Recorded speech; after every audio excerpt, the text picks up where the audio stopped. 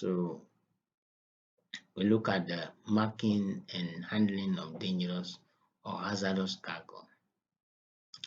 Hazardous labels and labeling. Now, labels can be signs or drawings or whatever that has been placed on the item. Some have symbols in them, others have got colors indicating different types of items. So going into the literature, you come to realize that there are a lot of labels depending on the item which is being carried. So the use of specific label, sign and mark is another method of identification of the specific hazard of a dangerous substance, material or article. Such labels, signs and marks are placed on packages and intermediate bulk containers, indicating the hazards through colors and symbols of an enclosed substance, material or article. Packages containing dangerous goods must have marks and labels that alert persons physically handling the packages of the contents.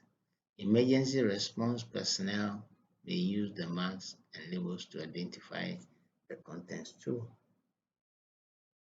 Labeling continues, like you need to read, get the details as we have in here, hazard labels and placards. These placards are things that are enlarged. Sometimes they are on a piece of wood, hung around the neck of the substance, showing that the item has got some level of risk. The class number will be there in the bottom corner. There could be a descriptive text on the labels. Sometimes they are optional,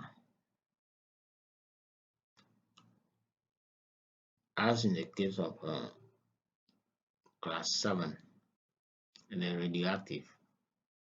Hazard labels should be used on packages and intermediate bulk containers and hazard placards on cargo transport units.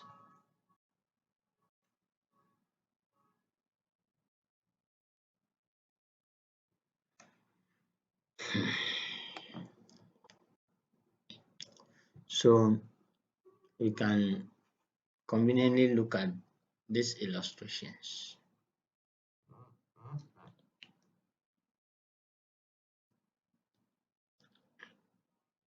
We have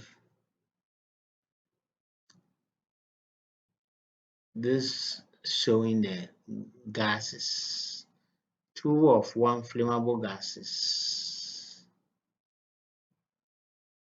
Then we have 2 of 2, that is non-flammable, non-toxic compressed gases.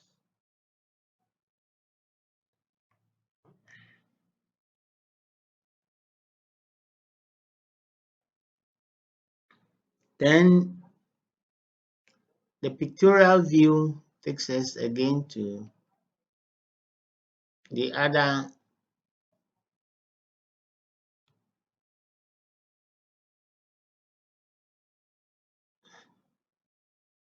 ones, like the class 3 flammable liquids, class 4,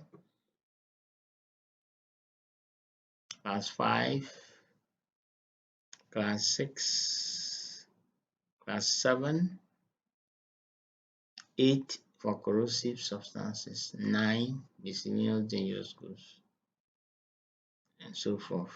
So you only have to take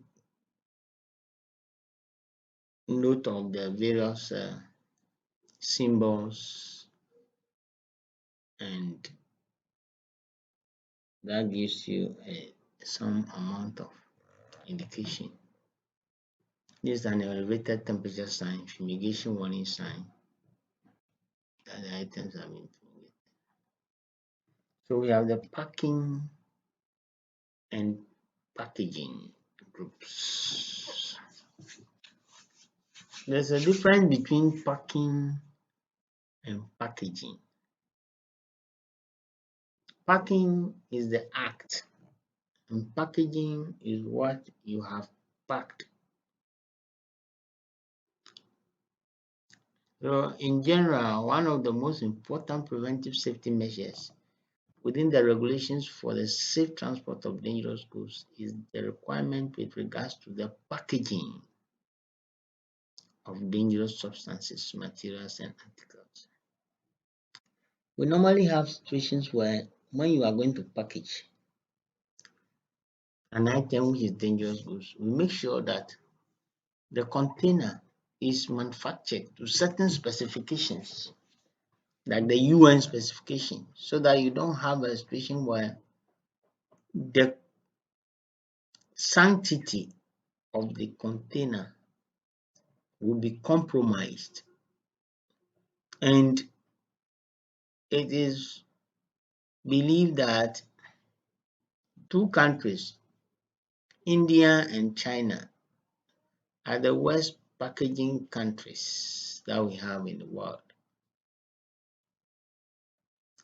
Because from the outside, yes,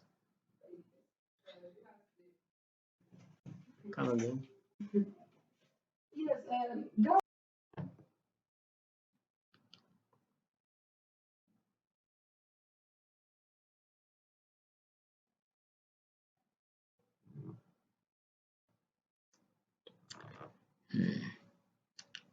So in most cases, there are requirements that you need to meet when you are going to use some packaging material in packaging or in packing the item. So in general, the packaging design and specification must meet the UN standards, or for radioactive materials, the International Atomic Energy Agency standards. Additionally, the competent authority of the national government may also set standards for some packages. So in certain cases, you realize that if it has to do with gas, sometimes the cylinders, in order that they will meet the UN testing standards, they are sent up very high, up about 5 meters above or even more, and drop from that height onto a hard surface to see whether they can blow up or they can withstand the impact of the fall. If that happens, then it means they have met the test. So depending upon the item and the way they are tested or the standards that are set to the packages. Then the general requirements for the packaging of dangerous goods are well made and in good condition, of such a character that any interior surface with which the contents may come in contact is not dangerously affected by the substance being conveyed, and capable of withstanding the ordinary risk of handling and carriage in transit. So once in transit, if there's any shake or any risk or impact, the item inside there should not be affected. Then the item itself, which is containing the substance, the dangerous substance, must be well made and be in good condition.